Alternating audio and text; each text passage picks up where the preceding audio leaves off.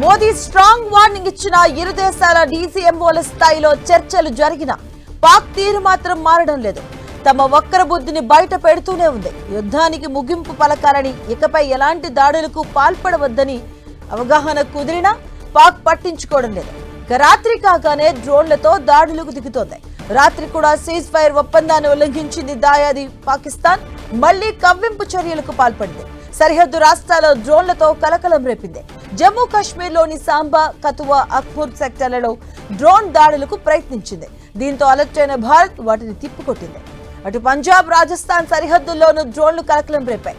పంజాబ్లోని అమృత్సర్, రాజస్థాన్లోని బార్మర్ ప్రాంతాల్లో డ్రోన్లు కనిపించాయి.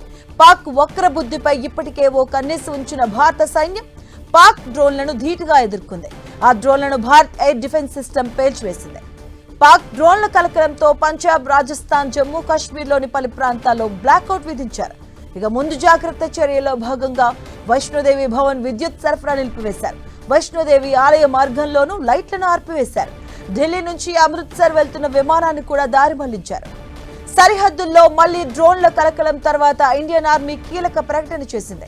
సరిహద్దు ప్రాంతాల్లో ప్రస్తుత పరిస్థితిని ప్రశాంతంగా ఉందని, ఎలాంటి టెన్షన్ లేదని చెప్పింది. ఇక పాకిస్తాన్ డ్రోన్లు ప్రస్తుతం కనిపించడం లేదని వివరించారు ఆర్మీ అధికారులు.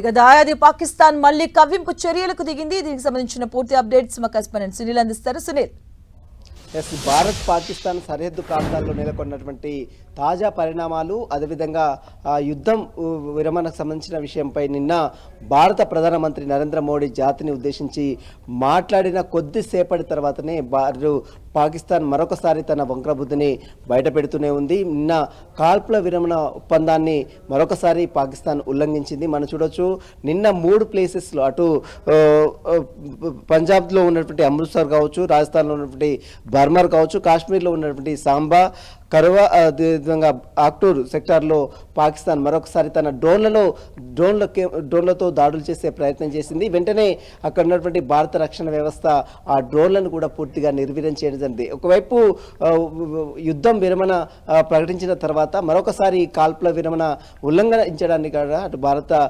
ప్రజలు కూడా తీవ్ర అసంతృప్తి కూడా వ్యక్తం చేస్తున్నారు. భారత్ పాకిస్తాన్ కవింపు చర్యలకు పాల్పడుతున్నది. ప్రతిసారి కూడా వైపు యుద్ధం వద్దని మరొక వేరే దేశాలని అభ్యర్థించుతున్న నేపథ్యంలో మరొకసారి ఈ యొక్క భారత్ పాకిస్తాన్ సరిహద్దు ప్రాంతాల్లో మాత్రం ఈ యొక్క డ్రోన్లతో దాడి చేసే ప్రయత్నం అటు పాకిస్తాన్ అధికారులు చేస్తున్నారు, పాకిస్తాన్ ఆర్మీ అధికారులు చేస్తున్నారు. దానికి రక్షణ దళాలు, భారత రక్షణ దళాలు, రక్షణ వ్యవస్థ మొత్తం కూడా పూర్తిగా ఆ డ్రోన్ని నిర్వీర్యం చేసినటువంటి పరిస్థితి కనబడుతుంది. నిన్న మనం చూసాం, భారత ప్రధానమంత్రి నరేంద్ర మోడీ చాలా స్పష్టంగా అనేక అంశాలను కూడా బయటపెట్టడం జరిగింది. పహల్గామ్ ఉగ్రదాడిలో అమాయక ప్రజలను, పర్యాటకులుగా వచ్చినటువంటి అమాయక ప్రజల్ని చంపేసినటువంటి ఉగ్రవాద ముఖాలని పూర్తిగా అంతమొంచాలనే లక్ష్యంతోనే పాకిస్తాన్లో తలదాచుకున్నటువంటి ఉగ్రవాద స్థావరాలపై దాదాపు 9 ప్లేసెస్లో అటు భారత ఆర్మీ అధికారులు దాడులు చేశారు. ఈ దాడులతో పాకిస్తాన్ ఒక్కసారిగా ఉలిక్కిపడింది. దీంతో బయట ఉన్నటువంటి దేశాలని అభ్యర్థించింది, భారత్ ఎట్లాగైనా దాడులు చేస్తుంది అనే దాంతో వివిధ దేశాలని యుద్ధం ఆపాలంటూ కూడా వివిధ దేశాల దగ్గరికి వెళ్ళి అభ్యర్థించింది. కానీ నిన్న భారత ప్రధానమంత్రి నరేంద్ర మోడీ చెప్పాడు. నిన్న మనం చూడొచ్చు, ఉగ్రవాద నిర్మూలనకు సంబంధించిన విషయంలో ఎక్కడ కూడా రాజీ పడే ప్రసక్తే లేదు. మరోవైపు ఒకవేళ చర్చలు జరగాలంటే అది ఉగ్రవాద నిర్మూలనకు సంబంధించిన విషయంలో కావచ్చు, మరోవైపు పాక్ ఆక్రమిత ప్రాంతం కాశ్మీర్కి సంబంధించిన విషయంలో మాత్రమే తాను చర్చలు ఉంటాయి. కానీ ఎక్కడ కూడా నీరు, రక్తం ఒకేసారి ఒకే చోట ప్రవహించదంటూ కూడా నిన్న భారత ప్రధానమంత్రి నరేంద్ర మోడీ కూడా జాతిని ఉద్దేశించి మాట్లాడారు. ఇప్పుడు కేవలం తాత్కాలిక విరమణ మాత్రమే తాము తీసుకున్నాం. ఒకవేళ అక్కడ జరిగినటువంటి పరిణామాలను చూసిన తర్వాత తన భవిష్యత్ కార్యాచరణ కూడా ప్రకటిస్తామంటూ కూడా నిన్న భారత ప్రధానమంత్రి నరేంద్ర మోడీ మాట్లాడారు. ఇక భారత ప్రధానమంత్రి నరేంద్ర మోడీని మాట్లాడిన కొద్దిసేపటితే పాకిస్తాన్ మరొకసారి తన కవ్వింపు చర్యలు పాల్పడింది. మరొకసారి కాల్పుల విరమణ ఒప్పందాన్ని ఉల్లంఘించింది. డ్రోన్లతో అటు పంజాబ్ అమృత్సర్లో కావచ్చు, మరోవైపు రాజస్థాన్ బర్మర్ సెక్టార్లో కావచ్చు, కాశ్మీర్లో కతువా కావచ్చు, అదేవిధంగా సాంబా కావచ్చు, అక్నూర్ కావచ్చు, ఈ సెక్టార్లో తన డ్రోన్లలో దాడులు చేసే ప్రయత్నం చేసింది. అక్కడ నుండి సరిహద్దుల్లో అప్రమత్తంగా ఉన్నటువంటి భారత రక్షణ వ్యవస్థ మొత్తం కూడా పూర్తిగా వాటిని నిర్వీర్యం చేసినటువంటి పరిస్థితి కనపడుతుంది. ఇదే కంటిన్యూ తరహా మళ్ళీ మొదలైతే మాత్రం ఖచ్చితంగా భారత్ పాకిస్తాన్ మధ్య యుద్ధం మాత్రం ఖచ్చితంగా అనివార్యమనే సంకేతాలు కూడా వినిపిస్తున్నాయి. నిన్న మనం చూసాం భారత ప్రధానమంత్రి మోడీ మాట్లాడిన తర్వాత కూడా మళ్ళీ పాకిస్తాన్ ఇలాంటి కవ్వింపు చర్యలకు పాల్పడిందంటే అక్కడ ఉన్నటువంటి పరిస్థితి ఏ విధంగా ఉందో మనం చాలా స్పష్టంగా అర్థం చేసుకోవచ్చు. భారత్ పాకిస్తాన్ సరిహద్దు ప్రాంతాల్లో ప్రజలు కూడా ఇంకా భయాందోళనకు గురవుతున్నటువంటి పరిస్థితి కనబడుతుంది.